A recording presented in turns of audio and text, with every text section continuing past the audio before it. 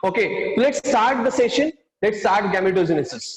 Gametogenesis. Now, ये हमारा जो गैमेटोजेनेसिस का गैमेटो वर्ड है, क्योंकि हमने ऑलरेडी आपको बताया था कि biology is nothing but splitting words. Biology को अंडरस्टैंड करना है तो शब्दों को तोड़ने का कला आना चाहिए। बस शब्द को तोड़ दीजिए और आपको बायोलॉजी जबरदस्त लगेगा। तो यहाँ पे भी बायोलॉजी नहीं, हर चीज का ऐसा ही रहस्य है। अगर किसी चीज को अगर बहुत टफ लग रहा है, अगर वो वर्ड अगर आप ब्रेक कर देते हैं, सिलेबिफाई कर देते हैं, तो आपको वो चीजों का मतलब बहुत आसानी से समझ में आ जाएगा। बड़े से बड़े वर्ड्स का मतलब आसानी से समझ में आ जाएगा। वैसे ही यहाँ पे भी है गैमेटोजेनेसिस। जेनेसिस का मतलब ऑलरेडी पता है, फिर भी हम आपको बता देते हैं। जेनेसिस का मतलब होता है सिंथेसिस। जेनेसिस का क्या मतलब होता है? सिंथेसिस। सिंथेसिस या टू प्रोड्यूस। गैमेटो, यहाँ पे गैमेटो का क्या मतलब होता है? गैमेटो डायरेक्टली इंडिकेटिंग गैमीट्स, है ना, या हम कहेंगे gametes, right? Gametes. Now yes of course, very good Sakshi, correct, gamete. तो गैमीट किसको कहते हैं? गैमीट हमें पता है कि हमारे बॉडी में गैमीट प्रोडक्शन होते हैं। किसको कहते हैं गैमीट? तो गैमेट दो तरह के होते हैं, आपको सबको पता है वो चीजें बेसिक। ये आपको 8th standard, 9th standard, 10th standard में आपने पढ़ा होगा, 9th में नहीं लेकिन 8th और 10th में पढ़ा होगा कि गैमेट क्या कहते हैं, रिप्रोडक्शन के चैप्टर में। तो हमारे जो गैमेट होते हैं वो हमारे बॉडी के एक एंडोक्राइन ग्लैंड होता है जो प्रोड्यूस करता है। क्लियर है? ये सब टेक्निकल टर्म्स है, आपको अंडरस्टैंड करना है। गैमेट हमारे बॉडी के गोनैड, यानी गोनैड एक एंडोक्राइन ग्लैंड है, ठीक है। हम इसके साथ साथ एंडोक्राइन का भी रिकॉल हो जाएगा। तो गैमेट क्या है? Gamete is produced by the endocrine gland of our body which is nothing but gonad.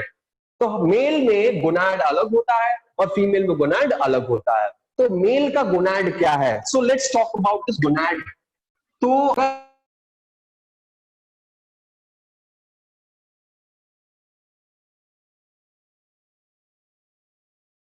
इस गोनाड को हम किसको कहते हैं? गोनाड। तो इस गोनाड को अगर हम देखा जाए तो मेल में यही गोनाड हम टेस्टिस को कहेंगे। मेल में इस क्या कहेंगे? टेस्टिस को कहेंगे। और फीमेल में किसको कहेंगे? ओवरी को कहेंगे, है ना। ये हमारा गोनाड है। मेल क्या है? टेस्टिस है, और फीमेल क्या है? ओवरी है।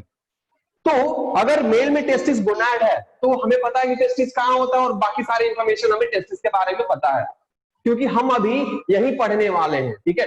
टेस्टिस नहीं, बस टेस्टिस से रिलेटेड गैमेटोजेनेसिस क्या है। तो टेस्टिस से रिलेटेड गैमेटोजेनेसिस क्या है? तो टेस्टिस कहां होता है? स्क्रोटम में होता है। आपको सबको पता होगा कि हमारा स्क्रोटम आपको एक हैंगिंग टिश्यू होता है, हैंगिंग टिश्यू बैग होता है, बैग लाइक स्ट्रक्चर, जिसके अंदर आपको टेस्टिस होते हैं, है ना। और वो जुड़ा रहता है गुबरनैकुलम से। वो कैसे जुड़ा रहता है? गुबरनैकुलम का ये जो लेयर है, इस गुबरनैकुलम का ये जो आउटर लेयर है, इस लेयर से ये जुड़ा रहता है ना। इस आउटर लेयर से ये क्या रहता है? जुड़ा रहता है। और इसके साथ साथ कई सारे लेयर्स होते हैं। हमारे यहाँ पे एपिडिडाइमिस होता है, और ये कैपुट कौड़ा, कॉर्पस कैपिट कौड़ा, हमने आपको बताया था। अलग अलग अलग अलग पार्ट्स आपके एपिडिडाइमिस के, ठीक है। उसके साथ ये क्या बन जाते हैं? वासा डेफरेंस बन जाते हैं, ठीक है। वास एफरेंस और वास डेफरेंस, और यहीं से आपको स्पर्म निकलते हैं। लेकिन स्पर्म का प्रोडक्शन होता कहाँ है? ओके, टेस्टिस से स्पर्म निकलते हैं, लेकिन स्पर्म कहाँ प्रोड्यूस होता है? स्पर्म प्रोड्यूस होता है टेस्टिस में। तो टेस्टिस क्या प्रोड्यूस करेगा? अभी हमने बताया आपको, टेस्टिस प्रोड्यूस करेगा, टेस्टिस प्रोड्यूस करेगा स्पर्म को। क्या प्रोड्यूस करेगा? स्पर्म को प्रोड्यूस करेगा, राइट। तो ये गोनाड है, इसने गमीट को प्रोड्यूस किया। तो गोनाड क्या है? टेस्टिस है। गमीट क्या है? स्पर्म है। ओवरी यहाँ पे गोनाड है, ये क्या प्रोड्यूस करेगा? ये प्रोड्यूस करेगा अपना एक गमीट, और इसको हम कहेंगे ओवा। इसको हम क्या कहेंगे? ओवा।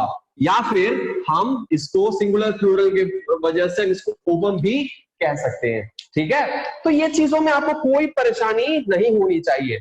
ये क्या है? ये गोनाड है। ब्लू कलर का जो लिखे यहाँ पे ये गोनाड है, और ये रेड कलर का जो लिखे यहाँ पे क्या है? गमीट है। और हम इसी के बारे में पढ़ेंगे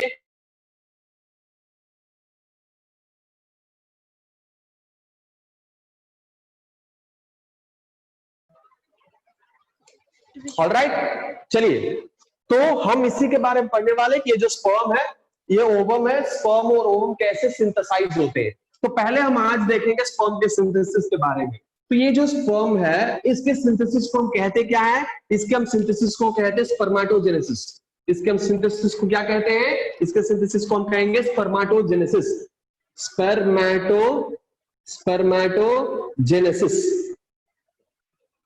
यानी स्पर्म का प्रोडक्शन, यानी स्पर्म का प्रोडक्शन, स्पर्मेटोजेनेसिस। अगर नहीं दिख रहा है ग्रीन से तो हम रेड से भी लिख देते हैं स्पर्मेटोजेनेसिस।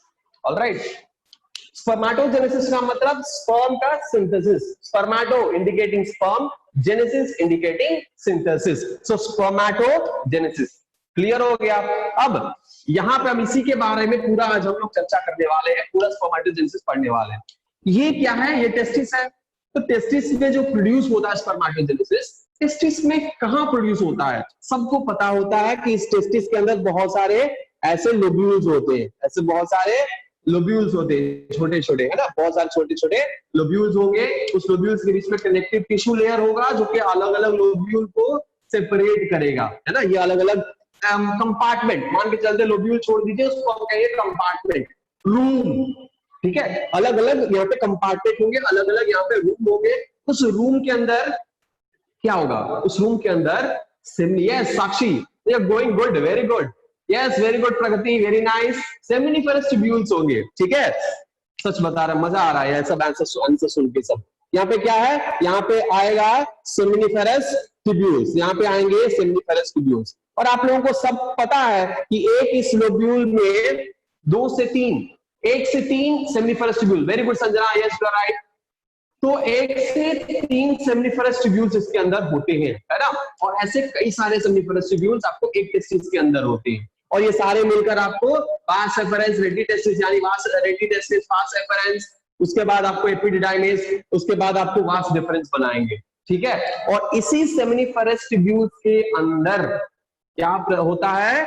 ये स्पर्म का प्रोडक्शन होता है। तो हमने देख लिया कि लोकेशन क्या है, कहां पे, किस लोकेशन में स्पर्म प्रोड्यूस होता है।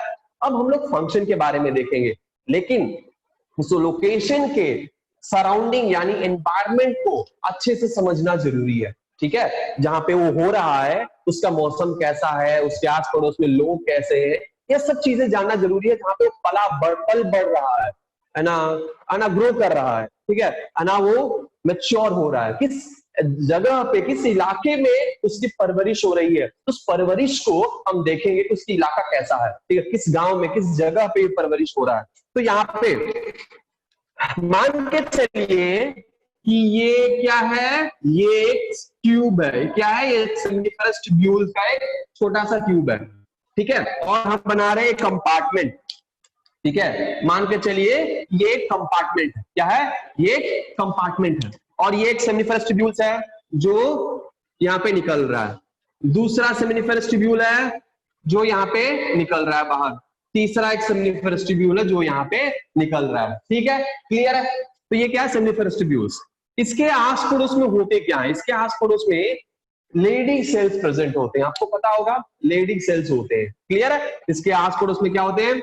लेडिंग सेल्स प्रेजेंट होते हैं, है ना, लेडिंग सेल्स।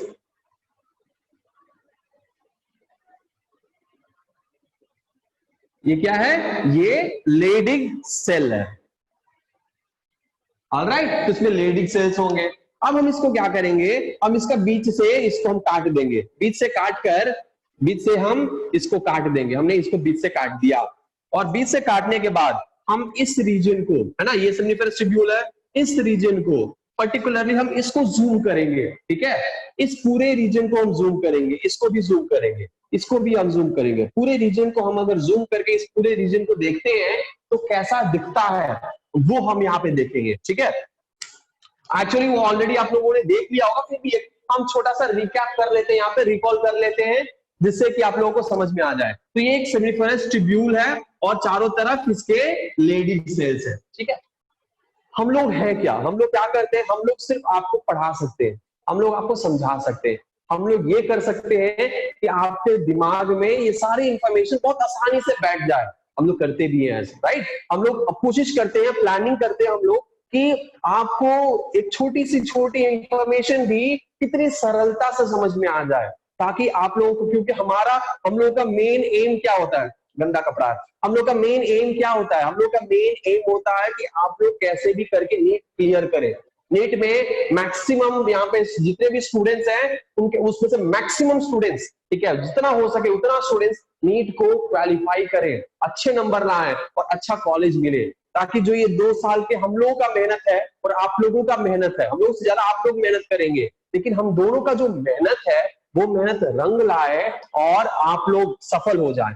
टीचर्स को क्या चाहिए, टीचर का बस यही एक मोटो होना चाहिए और यही एक खुशी होता है, एक प्राइज मिलता है। फीस से नहीं, टीचर को कोई मतलब नहीं होता है। हाँ, fees is important for the survival of the teacher, but still वो असली फीस क्या होता है टीचर का, अगर उनके स्टूडेंट अच्छा परफॉर्म कर गए, कहीं अच्छे सक्सेसफुल हो गए, वो टीचर वहीं खुश हो जाता है।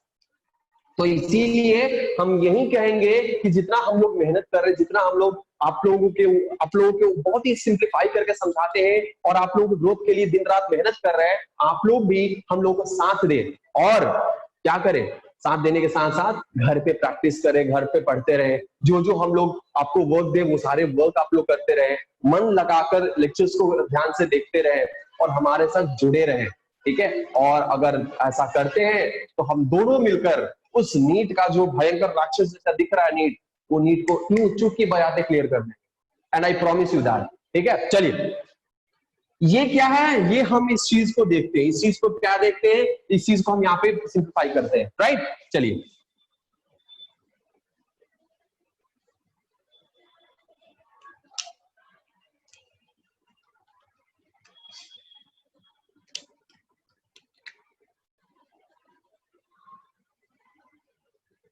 ये एक सेमिनिफर स्टिब्यूल है ना, ऊपर ऊपर है तो हम ऊपर ऊपर ही बना देते हैं, ठीक है। एक सेमिनिफर स्टिब्यूल यहाँ पे, एक सेमिनिफर स्टिब्यूल यहाँ पे, राइट। हमने छोटा छोटा बनाया बिकॉज स्पेस की वजह से, राइट। ये क्या है, ये सेमिनिफर स्टिब्यूल है। इसके चारों तरफ क्या है, इसके चारों तरफ लेडिक सेल्स है, लेडिक सेल्स प्रेजेंट होते हैं, लेडिक सेल्स प्रेजेंट होते हैं, लेडिक सेल्स प्रेजेंट होते हैं, ठीक है। लेडिक सेल्स इसके चारों तरफ प्रेजेंट है।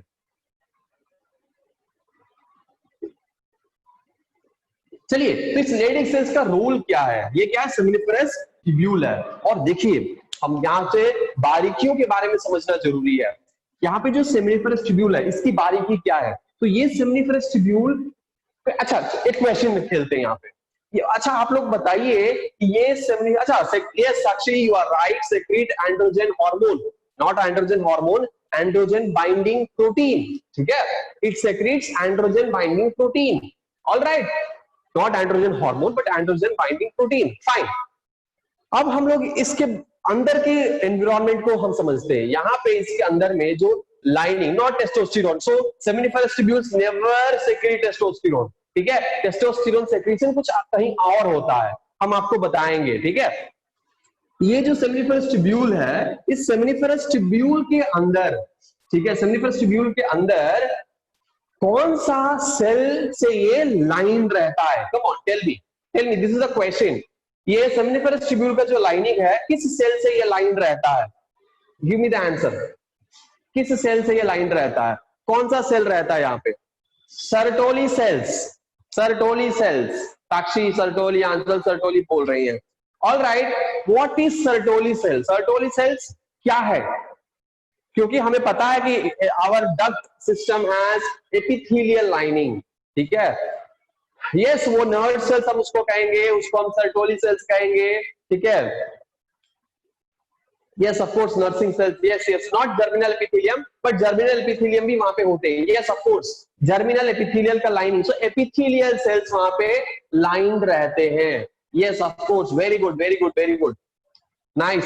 सो सबने बहुत ही अच्छे से आंसर दिया है, nice nice Pragati, very good. चलिए, तो ये क्या है, यहाँ पे सर्टोली सेल्स होते हैं, तो सर्टोली सेल्स, उसके बाद आपको जो जर्मिनल सेल्स होते हैं, so we can say it is lined with germinal epithelium, ठीक है, जर्मिनल एपिथेलियम। सो सिंपली कहें तो एपिथेलियल सेल्स यहाँ पे प्रेजेंट होते हैं, ठीक है। हम यहाँ पे क्या है, एपिथेलियल सेल्स प्रेजेंट होते हैं, सो यहाँ पे एपिथेलियल सेल्स प्रेजेंट होते हैं, ठीक है, यहाँ पे एपिथेलियल सेल्स प्रेजेंट होते हैं, राइट। और सेंटर में क्या है, सेंटर में है lumen. Yes of course, this epithelial cells और सर्टोली सेल्स, नर्व सेल्स, ठीक है, एसेस्टेंटिकुलर सेल्स, ये सेल्स क्या करते हैं, ये प्रोड्यूस करते हैं नरिशमेंट, ये नरिशमेंट प्रोवाइड करते हैं किसको, डेवलपिंग स्पर्म को, डेवलपिंग स्पर्म को, ठीक है। डेवलपिंग स्पर्म नहीं कह सकते, स्पर्मेटोजोआ जो है, स्पर्मेटोजोआ, स्पर्मेटोगोनिया, स्पर्मेटोजोआ, तो स्पर्मेटिड, स्पर्मेटोजोआ, वो सब प्राइमरी, सेकेंडरी और आपको मेच्योर स्पर्म बनने तक उसको ये नरिशमेंट प्रोवाइड करता है, ठीक है। तो ये इसका काम होता है। दूसरा, ये जो लेडिंग सेल्स है, ये लेडिंग सेल्स क्या करता है, लेडिंग सेल्स क्या करते हैं, function, please tell me the function, what is the function of Leydig cells, everybody asking you question, come on tell मी।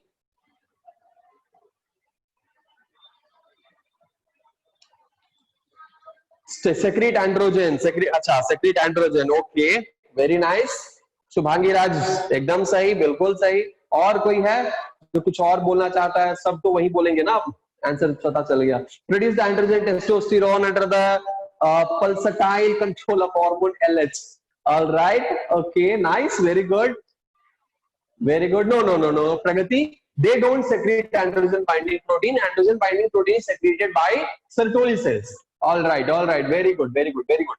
चलिए, तो ये आप लोगों को सबको पता है। Now let's understand the physiology, let's understand the physiology of spermatogenesis। अब हम लोग spermatogenesis के फिजियोलॉजी कैसे प्रोड्यूस होता है, एग्जैक्ट तो एक्चुअल प्रोसेस क्या है वो हम लोग देखते हैं, ठीक है। तो यहां तक फंडामेंटल्स सब लोगों को क्लियर हो गया होगा, राइट। चलिए, after this fundamental, let's start with the actual process of your androgen producing, androgen production, which we call it as spermatogenesis here, because it takes place, I mean, this type of androgen producing physiology, this produces sperms। तो यहाँ पर sperm production हो रहा है, इसीलिए हम इसको कहेंगे spermatogenesis, और ये मेल में होता है, मेल में टेस्टिस प्रोड्यूस करता है।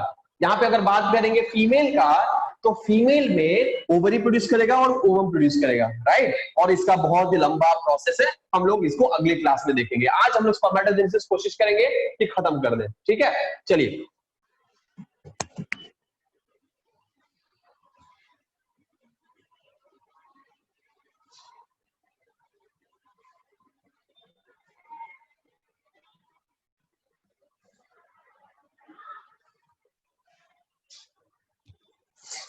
तो पहले हम लोग बनाते हैं यहाँ पे सेमनीफरस ट्यूब्यूल।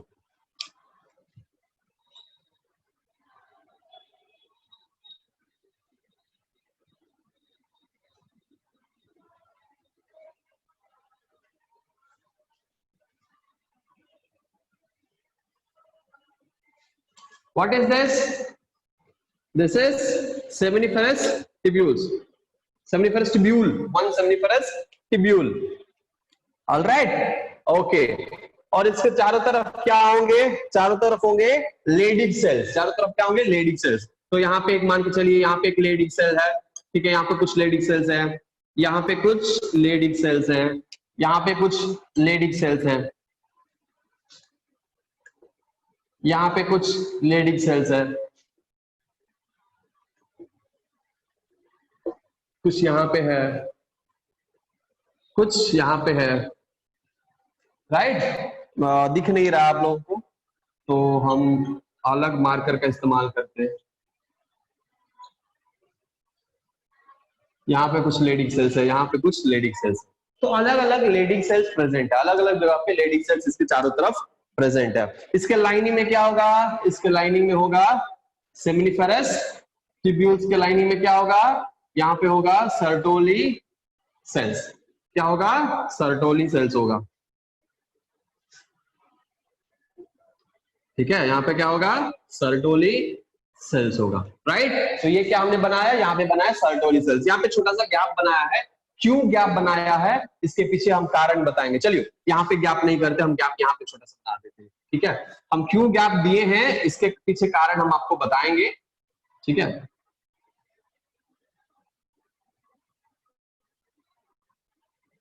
चलिए, तो यहाँ पे हमने सर्टोली सेल्स बनाया। इस सेल्स के अंदर आपको पता होना चाहिए कि न्यूक्लियस भी प्रेजेंट होता है। सो यहाँ पे न्यूक्लियस है, क्या है, एकदम सेंटर में इसके न्यूक्लियस प्रेजेंट है। सेल्स है तो ऑब्वियस सी बात है यहाँ पे न्यूक्लियस जो है वो प्रेजेंट होगा ही होगा। ठीक है, तो ये क्या है, ये न्यूक्लियस है। अब हम क्या करेंगे, ये लेडिंग सेल है, तो लेडिंग सेल के अंदर भी क्या हो सकता है, लेडिंग सेल के अंदर भी आपको, ये लेडिंग सेल है, ठीक है, इस सेल के अंदर भी न्यूक्लियस हो सकता है।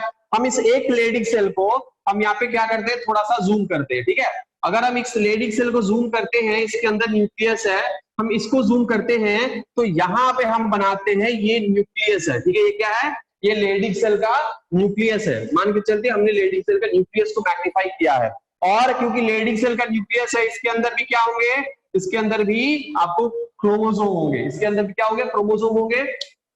नाउ ये सारे प्रोसेस को स्टार्ट करने के लिए हमें क्या चाहिए, हमें ये सारे प्रोसेस को स्टार्ट करने के लिए हमें, अच्छा एक और चीज, यहाँ पे ये सेमनीफरस ट्यूब्यूल्स के आउटर में क्या होते हैं, इसके आउटर में बेसमेंट मेम्ब्रेन होते हैं। ठीक है, ये क्या है, this is the basement of seminiferous tubules. क्योंकि पता है ना हम लोगों को कि जहां पे भी एपिथेलियल सेल होता है उसका बेसमेंट तो होगा ही होगा। So this is the basement membrane, this is the basement membrane of seminiferous tubules. उसके ऊपर क्या होंगे, हम थोड़ा सा बना देते हैं यहाँ पे ब्लड वेजल्स, क्या बना देते हैं, ब्लड वेजल्स बना देते हैं। So blood vessels also will be there, blood vessel, so this is the blood vessel which is present here। ठीक है, ब्लड वेसल जो है वो आपको प्रेजेंट होंगे। ऑलराइट, ये क्या है, ये ब्लड वेसल्स हैं सारे, आपको ब्लड वेसल्स क्लियर है, तो ब्लड वेसल्स भी प्रेजेंट होंगे। नाउ अब इसके पहले थोड़ा सा हम इसका और प्रोसेस का जो ऊपर का हिस्सा है वो हम बता देते हैं, कैसे ये प्रोसेस इनिशिएट होता है। तो पहले हमारा ये जो स्पर्मेटोजेनेसिस है ये मेल में होता है, फिर से बता रहे हैं मेल में होता है, टेस्टिस में होता है। मेल के पास 2 टेस्टिस होते हैं, दोनों साइड में स्क्रोटम में ये हैंग रहता है, विथ द स्पर्मेटिड कॉर्ड के साथ ही आता है, और ये टेस्टिस जो है हैंग होता है। और इस टेस्टिस, ये टेस्टिस स्क्रोटम के साथ गुबरनाकुलम से अटैच रहता है। इसमें कई सारे मसल्स होते हैं, चाहे डिट्रूसर मसल होता है और कई सारे मसल होते हैं आपको टेम्परेचर मेंटेन करने के लिए। सब हम पहले के बता रहे हैं, टेम्परेचर मेंटेन होता है। गर्मी के सीजन में हमारा ये जो स्क्रोटम है ये अपना क्या हो जाता है, हैंग हो जाता है, लूज हो जाता है, क्योंकि बॉडी का टेम्परेचर उस वक्त ज्यादा होता है। Dartos muscle, okay nice. तो उसके बाद आपके ठंडा में क्या होता है, ठंडा में ये सिकुड़ जाता है, बिकॉज ये बाहर का टेम्परेचर जो है कम रहता है, सो अपना टेम्परेचर मेंटेन करने के लिए सिकुड़ जाता है। Right, very good. अब ये क्या होता है, अब ये सेमनीफरस ट्यूब्यूल्स टेस्टिस के अंदर होते हैं, और सेमनीफरस ट्यूब्यूल्स में ही ये टेस्टिस का प्रोडक्शन होता है। लेकिन ये टेस्टिस का प्रोडक्शन जन्म लेते ही नहीं होता है, ये टेस्टिस का प्रोडक्शन प्यूबर्टी के समय होता है। प्यूबर्टी के समय ही ये टेस्टिस का प्रोडक्शन, ये टेस्टिस में से स्पर्मेटोजेनेसिस का प्रोडक्शन इनिशिएट होता है। प्यूबर्टी यानी एट द एज, मेल में ये करीब 10 से 12 या 13 के बीच में प्यूबर्टी मेल रीच करता है, या 11 to 13 कहिए, ठीक है। फीमेल्स 9 to 12 या 10 to 12 के एज में ये आपको प्यूबर्टी अटेन करती हैं। तो आपको क्या होता है कि ये सारी चीजें जब यहाँ पे हम समझते हैं, तो ये समझना है कि हमारा जो स्पर्म का प्रोडक्शन है ये कब होगा, प्यूबर्टी के दौरान होगा। तो प्यूबर्टी में ऐसा क्या होता है, प्यूबर्टी में हमारा जो ब्रेन है, ठीक है, प्यूबर्टी में क्या होता है, हमारा जो ब्रेन है, ये हमारे ब्रेन में हाइपोथैलेमस है, हमारा जो खोपड़ी है यहाँ पे क्या है, हाइपोथैलेमस है। ये ब्रेन और ये हाइपोथैलेमस क्या करता है, पूरे बॉडी को कंट्रोल करता है। आपको सबको नर्वस सिस्टम में पढ़ाया है हमने कि आपको ये हाइपोथैलेमस क्या करता है, पूरे बॉडी को कंट्रोल करता है। कैसे कंट्रोल करेगा, तो ये अपना एक असिस्टेंट रखा हुआ है जिसको हम कहेंगे पिट्यूटरी ग्लैंड, ठीक है। ये क्या है, ये है हाइपोथैलेमस, हमने लास्ट क्लास में बताया था। ये क्या है, ये हाइपोथैलेमस है। हाइपोथैलेमस के बीच में थर्ड वेंट्रिकल, ये क्या आपका कैनाल है, यानी वेंट्रिकल है। उसके बाद ये क्या है, ये है ट्यूबर साइनेरियम, ये क्या है, median eminence, pituitary stock, anterior and posterior pituitary, pituitary stock, median eminence, और ये जाएगा ट्यूबर साइनेरियम, मैमिलरी बॉडी, ये है यहाँ पे मिड ब्रेन, ठीक है। यहाँ पे क्या है, ये है आपका मिड ब्रेन, ठीक है। और फिर यहां से आया आपके ब्रेन स्टेम, ठीक है। तो ये क्या करता है, ये आपका जो हाइपोथैलेमस है, यहाँ पे कई सारे छोटे छोटे कलेक्शन ऑफ सेल बॉडी होते हैं। ये क्या करते हैं, जिसको हम न्यूक्लियस कहते हैं। ऑलरेडी हमने आपको बताया था कि हमारे बॉडी में जो कलेक्शन ऑफ सेल बॉडी और न्यूरोनल सेल बॉडी अगर हमारे सेंट्रल नर्वस सिस्टम के अंदर अक्यूमुलेट होते हैं, तो ये सेंट्रल नर्वस सिस्टम के अंदर अक्यूमुलेट होंगे तो उसको हम कहेंगे न्यूक्लियस। अगर वहीं सेल बॉडी अगर सेंट्रल नर्वस सिस्टम के बाहर में अगर इकट्ठा होते हैं, ज्वाइन करते, ग्रुपिंग करते हैं, उनको हम कहते हैं गैंग्लियन। ये दोनों का अंतर हमने बताया था। वैसे ही ये हाइपोथैलेमस क्या होता है, हाइपोथैलेमस ब्रेन में होता है, यानी इनसाइड सेंट्रल नर्वस सिस्टम होता है, और यहाँ पे कई सारे सेल बॉडी अक्यूमुलेट होते हैं, इसीलिए हम इनको कहते हैं न्यूक्लियस। और hypothalamus is nothing but collection of nucleus. Hypothalamus is nothing but collection of nucleus. अब यहाँ पे क्या देखिए ध्यान से, यहाँ पे कई सारे न्यूक्लियस होते हैं और इनमें से अलग अलग न्यूक्लियस अपना अलग अलग फंक्शन परफॉर्म करते हैं। यहाँ पे एक ऐसा न्यूक्लियस होता है जो कि अलग अलग, इसमें भी हाइपोथैलेमस के 4 रीजन होते हैं, ठीक है। Optic, pre optic region, supra optic region, उसके बाद आपको ट्यूबुलर रीजन होता है, फिर मैमिलरी रीजन होता है, ऐसे 4 रीजन होते हैं। वो सब रीजन अभी आप लोगों को जरूरत नहीं है, आप लोग पढ़ चुके हैं ऑलरेडी 11th स्टैंडर्ड में, हमने खुद पढ़ाया है, ठीक है। तो जो हमारा क्लास किया, लेकिन देखिए अगर 11th स्टैंडर्ड आपको प्रतीक सर पढ़ाएंगे और वो ये सारी डिटेल्स आपको बता देंगे, ठीक है, तो डरने की कोई जरूरत नहीं है, ठीक है। कहीं भी अगर मान के चलिए, अगर वो उनके पढ़ाने से पहले अगर आप लोगों को जानना है, डाउट है, तो हमसे कभी भी कांटेक्ट कर सकते हैं, हम आपको डाउट को क्लियर कर देंगे, डाउट को। लेकिन मेजर क्लास और प्रतीक सर ही आपको पढ़ाएंगे। तो ये क्या है, कई सारे यहाँ पे न्यूक्लियस होंगे। यहाँ पे एक पर्टिकुलर न्यूक्लियस होता है जो क्या करेगा, एंटीरियर पिट्यूटरी से कनेक्टेड रहता है, ठीक है। क्या करता है, एंटीरियर पिट्यूटरी से कनेक्टेड रहता है। सो वो क्या है, वो ब्लड सर्कुलेटरी सिस्टम, यानी हमारे पास पिट्यूटरी और हाइपोथैलेमस से कनेक्शन 2 होते हैं, एक ब्लड का होता है और दूसरा न्यूरॉन का होता है, ठीक है। एक ब्लड वेसल से कनेक्टेड रहता है और दूसरा न्यूरॉन से। जो इस ब्लड वेसल से कनेक्टेड रहेगा, ठीक है, जो इस ब्लड वेसल से कनेक्टेड रहेगा, ठीक है, ये क्या है, ये ब्लड वेसल्स का कनेक्शन है। तो जो ब्लड वेसल से कनेक्टेड रहेगा, इस ब्लड वेसल को, ठीक है, इस ब्लड वेसल को हम क्या कहते हैं, इस सिस्टम को हम कहेंगे हाइपोफाइजियल पोर्टल सिस्टम। क्या कहेंगे, हाइपोफाइजियल पोर्टल सिस्टम, ठीक है, हाइपोफाइजियल पोर्टल सिस्टम। हाइपोफाइसिस मतलब पिट्यूटरी ग्लैंड, ठीक है, तो हाइपोफाइजियल पोर्टल सिस्टम हम इसको कहेंगे, ठीक है। और यहां से ब्लड वेसल का कनेक्शन हाइपोथैलेमस से रहता है। अब इस हाइपोथैलेमस से जब ब्लड वेसल का जो कनेक्शन रहता है, तो ये यहाँ पे क्या रहता है, पिट्यूटरी स्टॉक से ही कनेक्टेड रहता है। नाउ ये ब्लड वेसल क्या लेकर आएगा, पिट्यूटरी ग्लैंड में एक केमिकल लेकर आएगा जो हाइपोथैलेमस रिलीज करेगा। कौन सा केमिकल रिलीज करेगा, हम इसके प्रोसेस के रेफरेंस में अगर देखें तो यहाँ पे 2 हार्मोन आते हैं, 2 chemical, sorry not hormone, 2 chemical आते हैं। और उस केमिकल का क्या नाम है, वो प्रोटीनेशियस केमिकल होते हैं।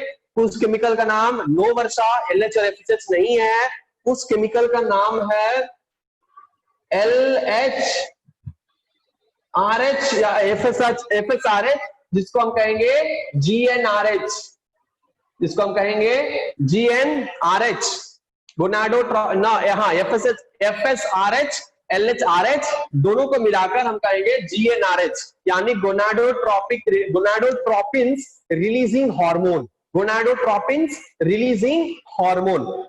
अब ये जो गोनाडोट्रोपिन्स रिलीजिंग हार्मोन है, ये क्या करेगा, ये गोनाडोट्रोपिन रिलीजिंग हार्मोन ये क्या करेगा, ये आपको यहां से आएगा और यहाँ पे कुछ सेल्स होते हैं जिनको हम कहते हैं गोनाडोट्रोपिन्स। हमारे एंटीरियर पिट्यूटरी में हम यहाँ पे बनाते हैं, हमारे ये क्या है, ये पोर्टल सिस्टम है, और ये है एंटीरियर पिट्यूटरी, ये है पोस्टीरियर पिट्यूटरी, ठीक है। और ये क्या है, ये ट्यूब है, पिट्यूटरी स्टॉक, ठीक है। और ये आएगा आपका मीडियन एमिनेंस, राइट। यहाँ पे कुछ सेल्स है, यहाँ पे क्या है, कई सारे सेल्स होते हैं, और इनमें से कौन से सेल है, गोनाडोट्रोपिन्स यहाँ पे है, क्या है, इसकी सेल्स को कहेंगे हम, इनमें से कुछ सेल्स होंगे जिनको कहेंगे गोनाडोट्रोपिन्स, ठीक है, गोनाडोट्रोपिन्स। तो ये जो गोनाडोट्रोपिन है, गोनाडोट्रोफ, यहाँ पे सेल का बेसिक नाम है गोनाडोट्रोफ, तो ये जो गोनाडोट्रॉफ होते हैं वो रिलीज करते हैं एफएसएच और एलएच, लेकिन उनको स्टिमुलेट करना पड़ता है। उनको क्या करना पड़ता है? स्टिमुलेट करना पड़ता है। और ये स्टिमुलेट होता है आपके हाइपोथैलेमस के न्यूक्लियस से। ठीक है, वो स्टिमुलेट कहां होता है? वो जो केमिकल यहाँ से जो रिलीज होता है, हाइपोथैलेमस जो रिलीज करता है जीएनआरएच, वो आते हैं ब्लड के थ्रू। यहां से जो यहाँ पे जो ब्लड सिस्टम है, ठीक है, यहाँ पे जो ब्लड सिस्टम है, ठीक है, यहाँ पे जो ब्लड सिस्टम है, ठीक है, ये पर जो ब्लड सिस्टम है, इस ब्लड सिस्टम से यहाँ पे आएगा वो जीएनआरएच और यहां से गोनाडोट्रॉफ्स को स्टिमुलेट करेगा। गोनाडोट्रॉफ्स को क्या करेगा? स्टिमुलेट करेगा। और गोनाडोट्रॉफ्स स्टिमुलेट होंगे और यहां से जो रिलीज होगा, हम इसी को क्या कहेंगे? इसी को कहेंगे एफएसएच और एलएच, यानी फॉलिकल स्टिमुलेटिंग हार्मोन और ल्यूटिनाइजिंग हार्मोन। ठीक है, यही दो हार्मोन ये गोनाडोट्रॉफ सेल्स सेक्रीट करेंगे और ये गोनाडोट्रॉफ सेल्स एंटीरियर पिट्यूटरी में प्रेजेंट होते हैं। एंटीरियर यानी आगे वाला, सो एंटीरियर पिट्यूटरी में प्रेजेंट होंगे और इसको स्टिमुलेट करेगा ब्लड के थ्रू ये हाइपोफाइजियल पोर्टल सिस्टम। और यहाँ पे जो हाइपोथैलेमस में जो न्यूक्लियस प्रेजेंट होता है वो स्टिमुलेट करेगा, क्योंकि वो एक केमिकल रिलीज करेगा जिसको हम कहेंगे जीएनआरएच। वो केमिकल आएगा और इस गोनाडोट्रॉफ को स्टिमुलेट करेगा और रिलीज होगा एफएसएच और एलएच। ठीक है, कौन से रीजन से आता है? तो ये आते हैं आपके सुप्रा ऑप्टिक रीजन होते हैं हाइपोथैलेमस में, वहां से आते हैं। खैर वो सब डिस्कस यहाँ पे नहीं करेंगे, आपके सर बताएंगे वो सब।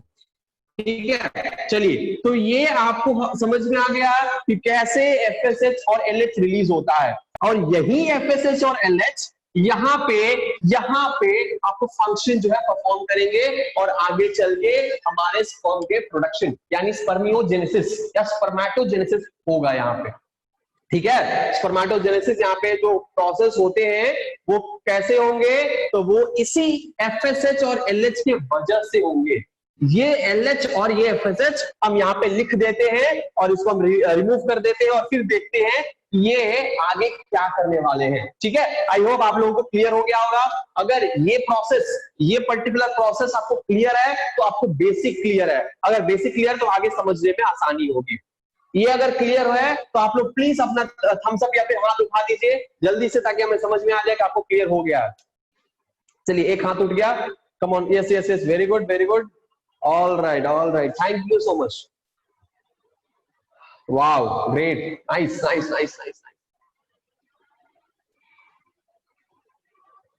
wow, thank you so much।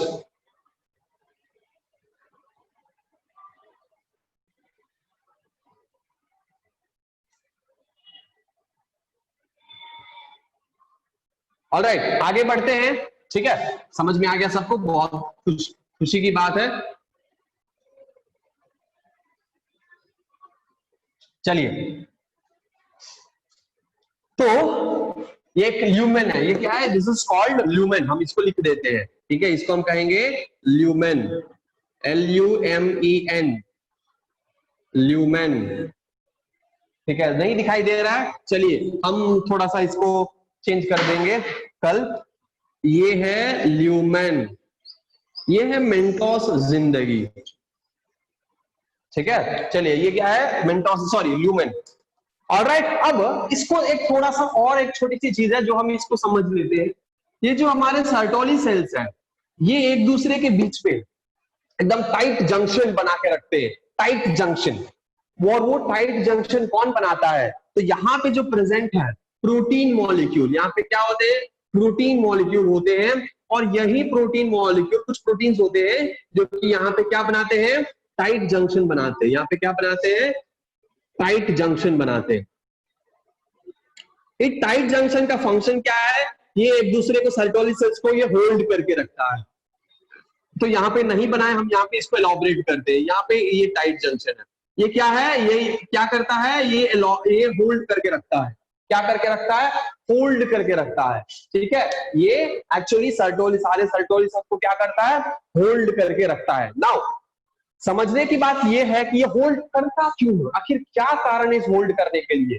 तो सर्टोली सेल जो है वो लूज, मतलब इधर उधर भटके ना, अपना सही से एक फॉर्म स्ट्रक्चर बनाए, वो एक तो रीजन है। उसके साथ साथ एक और रीजन है कि यहाँ पे स्पर्म प्रोड्यूस होंगे। ठीक है, यहाँ पे क्या होंगे, स्पर्म प्रोड्यूस होंगे। तो जो स्पर्म यहाँ पे प्रोड्यूस होते हैं, अगर यहाँ पे गैप रहेगा, टाइटली अटैच नहीं रहेगा, या अगर बीच में यहाँ पे गैप है, यहाँ पे गैप है, यहाँ सब जगह पे अगर गैप होगा, तो यहां से ये जो स्पर्म है ये मूव करने लगेंगे, ये माइग्रेट करके ब्लड वेसल के अंदर चले जाएंगे। अगर ये ब्लड वेसल के अंदर चले जाते हैं, पता है आप लोगों को क्या होगा? गेस करिए कि आप लोगों को, गेस करिए होगा क्या यहाँ पे, कम ऑन गेस करिए क्या होगा, हम बताते हैं आपको क्या होगा। ये जो स्पर्म सेल है, ये ब्लड वेसल्स में जाते ही हमारे बॉडी के जो इम्यून सिस्टम है ना, मर नहीं जाएंगे, हम बताते हैं, मर तो जाएंगे लेकिन कैसे मरेंगे। तो हमारे बॉडी के जो इम्यून सिस्टम है वो क्या करेंगे, वो कहेंगे क्या, अरे ये तो एंटीजन आ गया, कोई बाहरी कोई तत्व आ गया, एंटीजन आ गया, बस हमारा खुद के बॉडी के सेल्स के अगेंस्ट में हमारा इम्यून सिस्टम उसके ऊपर आकर अटैक करने लगेगा, और अटैक कर करके उसको मार देगा। इसी को कहते हैं ऑटो इम्यून डिसऑर्डर, इसी को कहते हैं ऑटो इम्यून डिसऑर्डर। और इसीलिए इसको हम कहेंगे, yes of course, very good, blood testis barrier. ठीक है, ब्लड टेस्टिस बैरियर, ये क्या, ये आपको, या फिर लूमिनल बैरियर। ठीक है, ये ब्लड लूमिनल बैरियर भी कह सकते हैं। ठीक है, सर्टोली सेल्स ये क्या करते, सर्टोली सेल्स और ये टाइट जंक्शन, ये बैरियर बना के रखता है ताकि इसके अंदर पहुंच ना पाए। ठीक है, बहुत बढ़िया, आप लोगों को तो बहुत जानकारी है, right, that's nice, so nice to hear that. तो जैसे मान के चलिए ना, हमारे बॉडी में क्या होते हैं, हमारे बॉडी में कई सारे ऐसे एंटीजन प्रेजेंट होते हैं जो कि सरफेस सेल्स के सरफेस के ऊपर प्रेजेंट होते हैं, लेकिन उसके अगेंस्ट में हमारा बॉडी अगर हमारा इम्यून सिस्टम अगर एंटीबॉडी प्रोड्यूस करने लगे, तो क्या होने लगेगा, वो सारे सेल्स मर जाएंगे और बहुत प्रॉब्लम हो जाएगी। और इसीलिए हमारा इम्यून सिस्टम सप्रेस करके रखता है। हमारा इम्यून सिस्टम जो है उसको क्या करता है, उसको अंडरस्टैंड कर लेता है कि नहीं, ये हमारा खुद का एंटीजन है, हमारा खुद का सरफेस एंटीजन है। जैसे मान के चलिए कि किडनी ट्रांसप्लांटेशन होता है या कोई अदर ऑर्गन ट्रांसप्लांटेशन होता है, तो ऑर्गन ट्रांसप्लांटेशन होते ही वो हमारे बॉडी के अंदर जैसे वो ऑर्गन को लाकर रखेंगे, हमारा बॉडी उसके खिलाफ एंटीबॉडी प्रोड्यूस करना शुरू कर देगा। इसीलिए उस ऑर्गन को ट्रांसप्लांट करने से पहले हमारे बॉडी में इम्यूनो सप्रेसिव ड्रग दिए जाते हैं, यानी कुछ दिन के लिए हमारे इम्यून सिस्टम को कहते हैं कि भैया तुम्हारा काम अभी नहीं है, तुम आराम करो। ठीक है, ताकि बाहर से हम कुछ प्लान कर रहे हैं, वो प्लान करके इम्प्लांट कर देते हैं, उसके बाद तुम जागना, अभी तक तुम सो जाओ। ठीक है, जैसे हम लोग घर में कुछ कांड करने वाले होते हैं, किसी फ्रेंड्स को बुलाने वाले होते हैं, तो मम्मी पापा को सुला देते हैं, सो जाओ मम्मी सो जाओ, कोई दिक्कत नहीं, पैर दबा देते हैं, हाथ दबा देते हैं, सो जाओ। उसके बाद चुपके से हम लोग पार्टी करने निकल जाते हैं। तो वही चीजें होती है। ठीक है, यहाँ पे कहते हैं हम इम्यून सिस्टम को सप्रेस करो ताकि हम इम्प्लांट करने वाले हैं। ठीक है, नहीं तो उसके खिलाफ एंटीबॉडी प्रोडक्शन शुरू हो जाएगा। वैसे ही यहाँ पे भी होने लगता है, इसीलिए ये बैरियर होना जरूरी है। ठीक है, चलिए, तो ये हमने समझ लिया। नाउ यहां पे देखते हैं, ये एफएसएच यहां से रिलीज हो गया, ये क्या हो गया, यहां से एफएसएच रिलीज हो गया, और यहां से सॉरी पिट्यूटरी पोस्टीरियर से नहीं एंटीरियर से ही हो जाता है, यहां से एलएच सेक्रेट हो गया। ठीक है, एलएच भी सेक्रेट हो गया, तो एफएसएच और एलएच यहां से रिलीज हो गए। नाउ ये जो एलएच है ये अब कहां ट्रैवल करेगा, ये एलएच ट्रैवल करेगा आपको इस सर्टोली सेल्स, ये सर्टोली सेल्स के पास सॉरी सर्टोली सेल्स बोल रहे हैं, ये लेडिंग सेल्स के पास जाएगा और इसके न्यूक्लियस के पास जाएगा। ठीक है, यहां पे क्या करेगा, ठीक है, ये रिसेप्टर से बाइंड होगा। ठीक है, रिसेप्टर से बाइंड होकर आपको ये यहां से इस ये जो क्रोमोसोम है इसका पर्टिकुलर लोकस, कोई भी एक लोकस, ठीक है, ये लोकस एक्टिवेट होगा। ठीक है, वहां पे जीन एक्टिवेट होंगे और वो जीन क्या करेंगे, वो जीन क्या प्रोड्यूस करेंगे, वो एक प्रोटीन प्रोड्यूस करेंगे। क्या करेंगे, एक प्रोटीन को प्रोड्यूस करेंगे।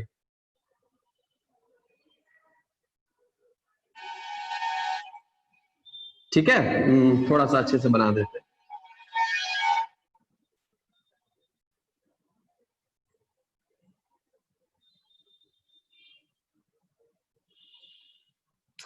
ठीक है, क्या करेंगे, एक एंजाइम को प्रोड्यूस करते हैं, प्रोटीन को प्रोड्यूस करते हैं, जो क्या करेगा, हमारे बॉडी में जो कोलेस्ट्रॉल होते हैं, ठीक है, हमारे बॉडी में जो कोलेस्ट्रॉल होते हैं, उस कोलेस्ट्रॉल को क्या करेगा, कोलेस्टेरॉल। तो हमारे बॉडी में जो कोलेस्ट्रॉल होंगे वो तो डिपॉजिट होते हैं, उस कोलेस्ट्रॉल को ये जो एंजाइम है, ठीक है, इसका एंजाइम सीडी, इसका सीपीके, कई सारे इसके मतलब थोड़ा सा एक न्यूमेरिकल नाम है, ठीक है। जस्ट हम लोग यही समझते हैं, यहाँ पे जो क्रोमोसोम है, ये एंजाइम का नाम कभी याद करना, नीट में पूछा है ना, एम से पूछा, नहीं पूछेगा, so don't worry about it. ये जो क्रोमोसोम है, ये क्रोमोसोम एक प्रोटीन रिलीज करेगा जो कि एक एंजाइम का काम करेगा। ये एंजाइम क्या करेंगे, ये प्रिकर्सर सेल ऑफ, हम कह सकते हैं प्रिकर्सर सेल ऑफ एंड्रोजन है, ऑफ कोर्स, वेरी गुड, हम प्रिकर्सर सेल बोल सकते हैं, ठीक है, लेकिन ये इसका नाम होता है, स्पेसिफिक नाम होता है, ठीक है। ये एंजाइम है, ये एंजाइम क्या करता है, ये एंजाइम आपके कोलेस्ट्रॉल को क्या करेगा, आपके कोलेस्ट्रॉल को एंड्रोजन में कन्वर्ट करेगा। कोलेस्ट्रॉल को क्या करेगा, एंड्रोजन में कन्वर्ट करेगा। यानी यहाँ पे ये एंड्रोजन क्या है, एंड्रोजन इज अगेन कन्वर्टेड, तो एंड्रोजन क्या है यहाँ पे, टेस्टोस्टेरोन।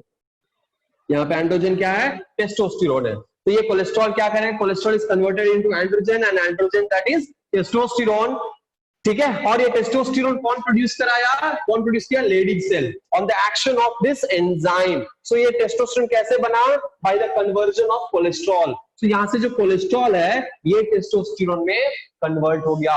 बहुत ही ध्यान से सुनने वाली बात है, यही सेम प्रोसीजर आपको फीमेल में भी होता है। फीमेल में भी कोलेस्ट्रॉल ही एंड्रोजन में कन्वर्ट होते हैं और वहां पे वो ईस्ट्रोजन बनते हैं, ठीक है, और on the action of luteinizing hormone, ठीक है। फीमेल में भी, फीमेल के गैमेटोसाइट्स जब आप लोग पढ़ेंगे, please switch off the video, yes of course, okay. चलिए, हम लोग जब फीमेल का गैमेटोजेनेसिस पढ़ेंगे तो वहां पे भी हम लोग क्या पढ़ेंगे, वहां पे पढ़ेंगे कि ये एलएच हार्मोन, ठीक है, ये ल्यूटिनाइजिंग हार्मोन ही क्या करेगा, कोलेस्ट्रॉल से आपको ईस्ट्रोजन में कन्वर्ट करेगा, एंड्रोजन यानी ईस्ट्रोजन में कन्वर्ट करेगा। सो हम लोग वहां पे वो चीज पढ़ेंगे। तो यहाँ पे क्या होता है, ये एलएच आपको ये क्रोमोसोम, ये जीन्स को एक्टिवेट करता है, और यहां से एक एंजाइम प्रोड्यूस होते हैं, प्रोटीन प्रोड्यूस होते हैं, जो एंजाइम बनते हैं, एंजाइम कहलाएंगे। वही एंजाइम आपको कोलेस्ट्रॉल के कन्वर्जन में एक क्या कह सकते हैं, एक स्टिमुलेशन का काम करेगा, ठीक है। स्टिमुलेशन क्या, बीच में वो कन्वर्ट करने का काम करेगा। तो ये कन्वर्जन करेगा किसका, कोलेस्ट्रॉल को टेस्टोस्टेरोन में कन्वर्ट करेगा, राइट। चलिए, तो अब ये टेस्टोस्टेरोन यहाँ पे प्रोड्यूस हो चुका है, ठीक है, ध्यान से सुनिएगा, ये टेस्टोस्टेरोन यहाँ पे प्रोड्यूस हो चुका है, ऑल राइट। एक और छोटी सी चीज हम आपको बताना चाहेंगे कि यहाँ पे इसमें क्या होते हैं कि ओगोनियल सेल्स होते हैं, स्पर्मेटोगोनियल सेल्स होते हैं, जो कि जर्म सेल जिसको हम कहते हैं, क्या कहते हैं, जर्म सेल। सो मान के चलिए यहाँ पे क्या है, कई सारे जर्म सेल, ठीक है, कई सारे जर्म सेल है। ये जर्म सेल क्या होते हैं, ये जर्म सेल होते हैं एक तरह का स्टेम सेल। जर्म सेल क्या होते हैं, एक तरह का स्टेम सेल होते हैं। स्टेम सेल हम किसको कहेंगे, question, very good question. Actually हम खुद को कहते हैं कि हम बहुत अच्छा सवाल करते हैं। अच्छा, ये सवाल हम आप लोगों से करते हैं कि जर्म सेल, जिसको हम स्टेम सेल कह रहे हैं, यहाँ पे स्टेम सेल किसको कहते हैं, कम ऑन आंसर दीजिए।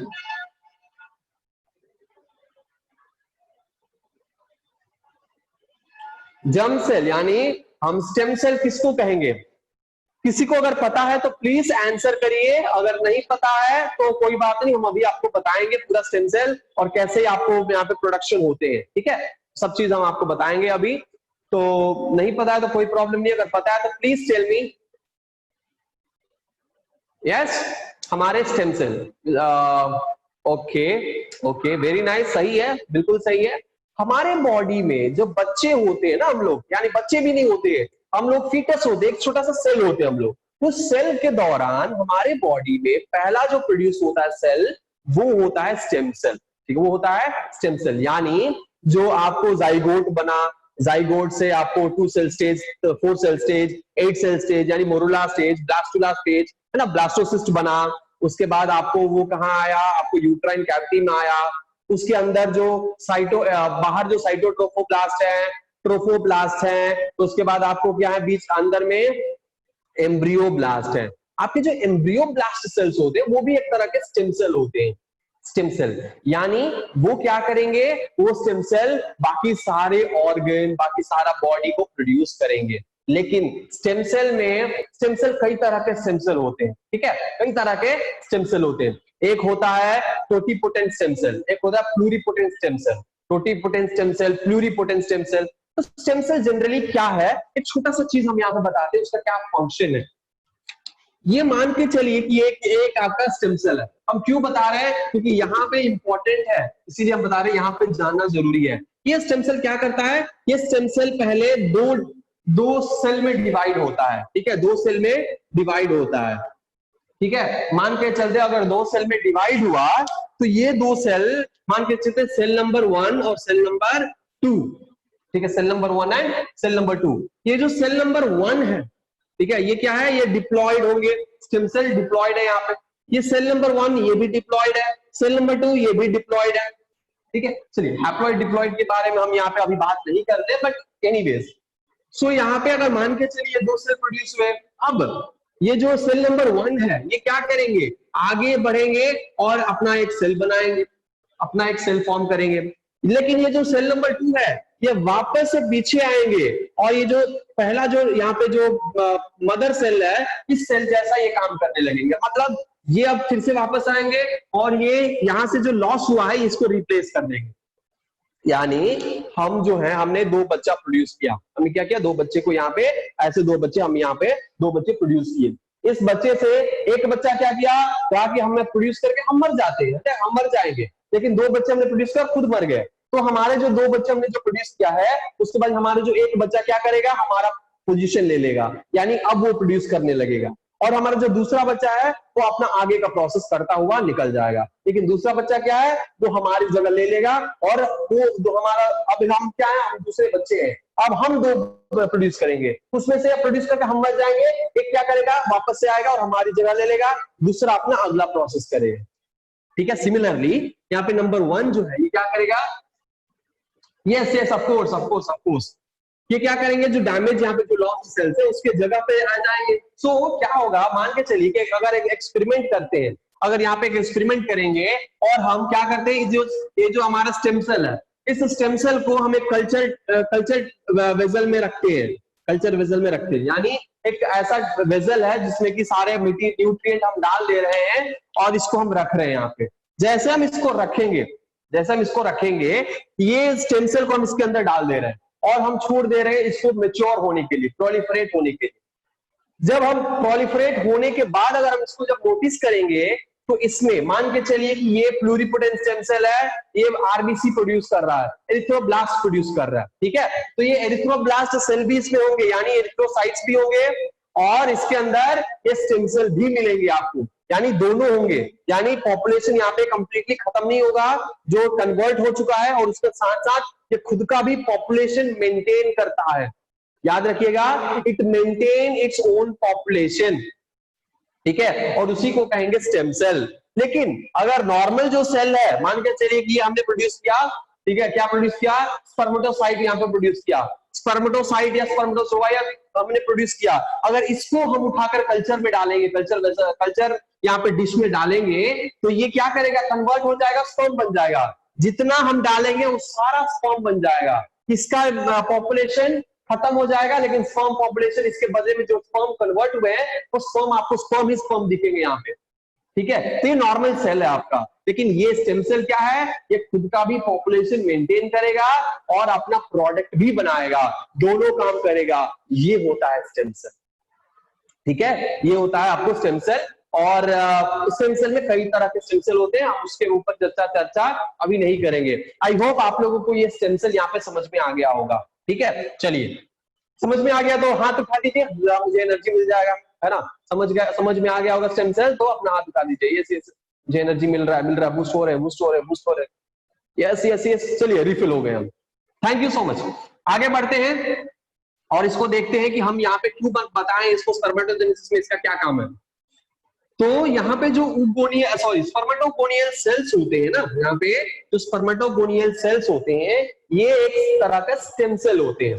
ये क्या करेंगे, ये अब ये स्टेम सेल अपना क्या करेंगे, माइटोसिस करेंगे और आपको 2 सेल प्रोड्यूस करेंगे। ठीक है, एक सेल वापस से अपना पॉपुलेशन मेंटेन करने के लिए चला जाएगा, लेकिन जो दूसरा है वो क्या करेगा, आगे मैच्योर होगा और ये 2n अपना एक सेल जो बनाया है ये क्या करेंगे, यहाँ पे ये गैप जंक्शन, ये जो यहाँ पे जो टाइट जंक्शन बना है ये लूज होगा और फिर ये चला आएगा ल्यूमेन के अंदर। ठीक है, ल्यूमेन के पास आ जाएगा, मतलब ये रिलीज हो जाएगा। तो ये क्या हो गए, यहाँ पे 2n, आपको 2n सेल मिल गए, 2n सेल मिल गए। अब इसको क्या कहेंगे, यहाँ पे इसको हम स्पर्मेटोगोनिया ही कहेंगे, है ना, स्पर्मेटोगोनिया ही कहेंगे। नाउ आपको स्पर्मेटोगोनिया से, स्पर्मेटोजोआ से प्राइमरी स्पर्मेटोसाइट यहाँ पे बनने वाले हैं।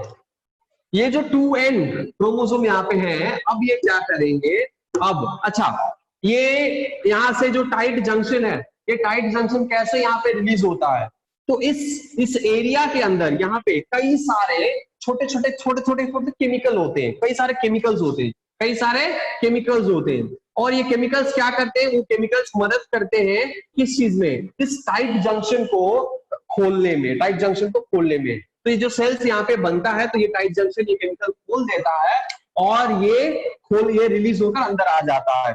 अब ये जो 2n क्रोमोसोम है ये क्या करेगा, यहाँ पे 2 में डिवाइड होगा और यहाँ पे मियोसिस नंबर 1 होगा। ठीक है, और ये क्या बनेंगे, हैप्लॉइड यहाँ पे सेल बनेंगे। ठीक है, अब ये जो हैप्लॉइड सेल यहाँ पे बना है, ठीक है, हैप्लॉइड जो सेल बना है, अब इस सेल को हम लोग कहेंगे तो क्या कहेंगे, बताइए, हैप्लॉइड सेल जो बना है इसको हम क्या कहेंगे। ठीक है, इसका ये आपके लिए क्या है, एक क्वेश्चन मार्क है, ये होमवर्क है, चलिए ये होमवर्क है। ठीक है, चलिए यहाँ पे जो माइटोसिस से बना है इसको हम क्या कहेंगे, ये भी एक होमवर्क है। ये जो यहाँ पे बना है इसको हम क्या कहेंगे, इसका भी होमवर्क है, एनसीईआरटी के बुक में ये दिया हुआ है, तो जाइए एनसीईआरटी का बुक खोलिए और अच्छे से इसको नोट करके हमें बताइएगा। उसके बाद ये क्या होगा, फिर से ये कन्वर्ट होगा, फिर से ये 2 डॉटर सेल में प्रोड्यूस होंगे, फिर से ये 2 डॉटर सेल में प्रोड्यूस होंगे और ये क्या होंगे, ये हैप्लॉइड सेल यहाँ पे प्रोड्यूस होंगे। इसको हम क्या कहेंगे, इसको हम कहेंगे मियोसिस 2। तो 4 यहाँ पे डॉटर सेल यहाँ पे प्रोड्यूस होंगे और ये भी क्या होंगे, ये भी आपके हैप्लॉइड ही होंगे। ठीक है, उसके बाद ये जो सेल्स हैं आपको इवेंचुअली क्या बनाएंगे, स्पर्म बनाएंगे। क्या बनाएंगे, यहाँ पे स्पर्म बनाएंगे। ठीक है, नाउ ये जो स्पर्म यहाँ पे बना है, ठीक है, स्पर्म जो यहाँ पे बने हैं, ये स्पर्म, ठीक है, the process of formation of, this is your homework number 3, the process of formation of sperm from this spermatocyte, secondary spermatocyte is known as what? That is your homework number 3. The process of formation of sperm from the secondary spermatocyte is known as what?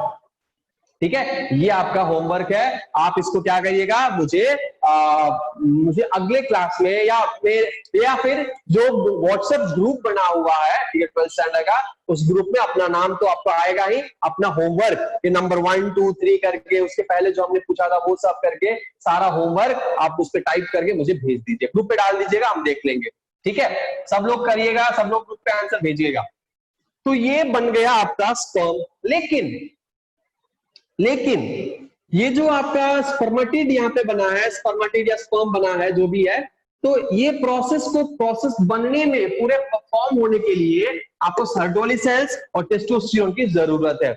ये जो testosterone यहाँ पे बना है, ये testosterone क्या करेगा, ये टेस्टोस्टेरोन मूव करेगा और ये आएगा आपको ल्यूमेन के अंदर। ये कहाँ आएगा, ये इस ल्यूमेन के अंदर आएगा और इसके स्पर्म के प्रोडक्शन को, स्पर्म के पॉपुलेशन को, कॉन्सेंट्रेशन को बढ़ाएगा, इंक्रीज करेगा। तो टेस्टोस्टेरोन का फंक्शन क्या है, to increase the concentration of sperm, increase the production of sperm. तो स्पर्म के डेवलपमेंट एंड प्रोडक्शन में ये टेस्टोस्टेरोन मदद करेगा। लेकिन ये टेस्टोस्टेरोन तभी मदद करेगा जब ये एक्चुअली स्टिमुलेट होगा और नरिशमेंट प्रोवाइड करेगा। तो ये नरिशमेंट कैसे प्रोवाइड करता है, ये कैसे क्या काम करता है? Let me focus on this FSH, let me focus on this FSH. यहां से टेस्टोस्टेरोन आ चुका है, टेस्टोस्टेरोन यहाँ पे स्पर्म प्रोडक्शन कर चुका है। Let's focus on this FSH. ये एफएसएच क्या करेगा, ये एफएसएच आएगा, यहाँ पे आएगा, और यहाँ पे जो ये जो सर्टोली सेल्स हैं, इस सेल्स के ऊपर एक रिसेप्टर होंगे। सेल्स के ऊपर क्या होंगे, इसके लिए एक रिसेप्टर होगा। उस रिसेप्टर के साथ ये बाइंड होगा, उस रिसेप्टर के साथ क्या होगा, ये बाइंड होगा, उस रिसेप्टर के साथ ये बाइंड हुआ, और बाइंड होने के बाद ये सिग्नल भेजता है इस न्यूक्लियस को, ये सिग्नल भेजता है न्यूक्लियस को, और ये न्यूक्लियस क्या करेगा, इस न्यूक्लियस के अंदर जीन होंगे, है ना, इस न्यूक्लियस के अंदर क्या होगा, जीन होगा। तो जीन क्या करेंगे, ये जीन एक्टिवेट होंगे, कोई एक पर्टिकुलर जीन एक्टिवेट होगा, और फिर यहां से ये प्रोड्यूस करेंगे एबीपी। क्या प्रोड्यूस करेंगे, एबीपी, एंड्रोजन बाइंडिंग प्रोटीन। क्या प्रोड्यूस करेंगे, एबीपी यानी एंड्रोजन बाइंडिंग प्रोटीन प्रोड्यूस करेंगे। ये जो आपके एंड्रोजन बाइंडिंग प्रोटीन है, ये कौन रिलीज करेगा, सर्टोली सेल्स का न्यूक्लियस रिलीज करेगा एंड्रोजन बाइंडिंग प्रोटीन। अब ये जो एंड्रोजन बाइंडिंग प्रोटीन है, ये आता है आपको ल्यूमेन में, और क्या करते हैं, इस टेस्टोस्टेरोन को, ये टेस्टोस्टेरोन क्या करता है, टेस्टोस्टेरोन अलग अलग प्रोसेस में ये इन्वॉल्व होता है, और फिर ये प्रोडक्शन कराता है। इस प्रोसेस में जो इन्वॉल्व होना है, ये एंड्रोजन बाइंडिंग प्रोटीन के वजह से ही ये जो है इन्वॉल्व हो पाता है और ग्रोथ कर पाता है। एंड्रोजन बाइंडिंग प्रोटीन इसको बाइंडिंग कराकर, ठीक है, इसको क्या कराएगा, बाइंड, इस रिसेप्टर के साथ बाइंड कराकर इसको ग्रोथ में मदद करेगा और ये डेवलपमेंट में मदद करेगा। सो एंड्रोजन बाइंडिंग प्रोटीन अगर नहीं रहता है तो ये टेस्टोस्टेरोन यहाँ पे अपना रोल अच्छे से नहीं निभा पाएगा।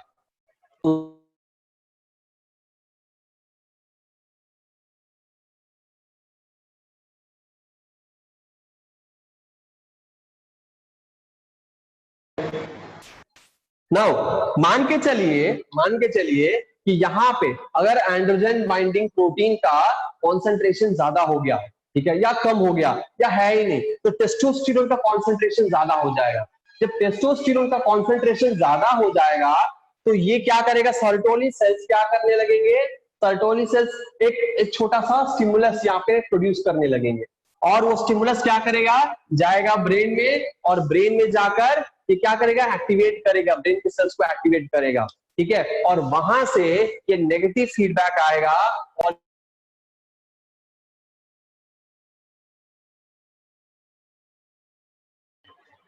ओके। तो चलिए